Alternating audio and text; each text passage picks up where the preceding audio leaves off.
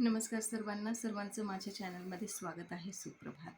तर आज मी तुम्हाला बैठक स्थितीमधील आकर्ण धनुरासन हे आसन शिकवणार आहे. तर आसन करत असताना तुम्ही पाहू शकता आणि तुम्ही अनुभवू शकता कशा पद्धतीनं पायांची, आपल्या मांडीची आणि मांडीमध्ये आणि आपल्या संपूर्ण शरीरामध्ये ताण निर्माण होतो.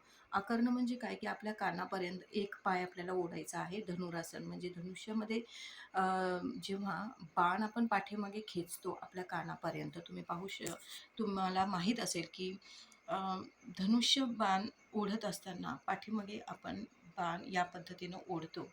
ठीक आहे. तर त्या पद्धतीनं आपला पाय ओढायचा आहे. त्यालाच आकर्ण धनुरासन म्हणजे आपल्या कानापर्यंत आपल्या पायाचा धनुर ओढणं म्हणजे आकर्ण धनुरासन. तर या पद्धतीनं आपल्याला हे आसन करायचं आहे. तर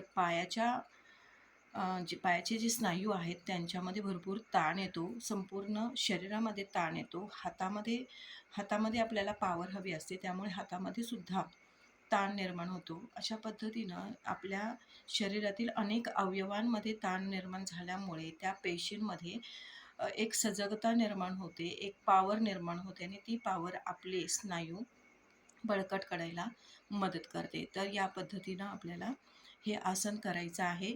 व्हिडिओ संपूर्ण पहा, व्हिडिओ शेवटपर्यंत पहा, म्हणजे तुम्हाला आसन कसं करायचं आहे.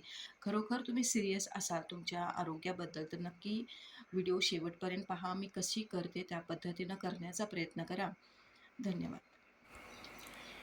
तर आधी बैठक स्थितीत बसून घ्यायचं आहे. पाय सरळ, थोडेसे पाय हलके करून घ्यायचे आहेत. त्यानंतर उजवा पाय वर घ्यायचा आहे. आपल्या अंगठा आणि 2 बोटांच्या सहाय्याने अंगठा घट्ट पकडायचा आहे आणि तो कानाकडे ताणून धरायचा आहे आणि पुढील पाय सरळ रेषेत असला पाहिजे आणि दुसरा हात, आपला डावा हात त्या दुसऱ्या पायाच्या अंगठ्याला टच करायचा आहे. तर अशा पद्धतीनं आकर्ण धनुरासन तुम्ही पाहू शकता. तर पुन्हा हे आसन आपल्याला दुसऱ्या पायाने करायचं आहे. तर तुम्ही पाहू शकता कशा पद्धतीनं मी अंगठा पकडलेला आहे. दुसरा हात दुसऱ्या पायाच्या अंगठ्याला टच करायचा आणि पाय पाठीमागे खेचायचा आहे. तर तुम्हाला लक्षात येईल हे आसन करत असताना कोणकोणत्या अवयवांवर ताण येतो आणि थोडासा त्रासही होतो.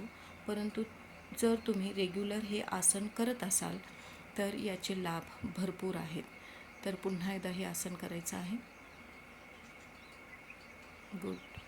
तर या पद्धतीनं आपल्याला आसन स्थिती घ्यायची आहे. 10 सेकंद थांबायचं. त्रास झाला तरी 10 सेकंद काउंट करायचे आहेत आणि आसन टिकवून ठेवण्याचा प्रयत्न करा. पुन्हा एकदा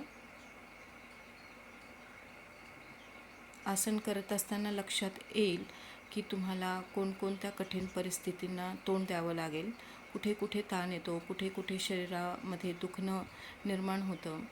तर आपल्याला धन्यवाद मानायचे. धन्यवाद.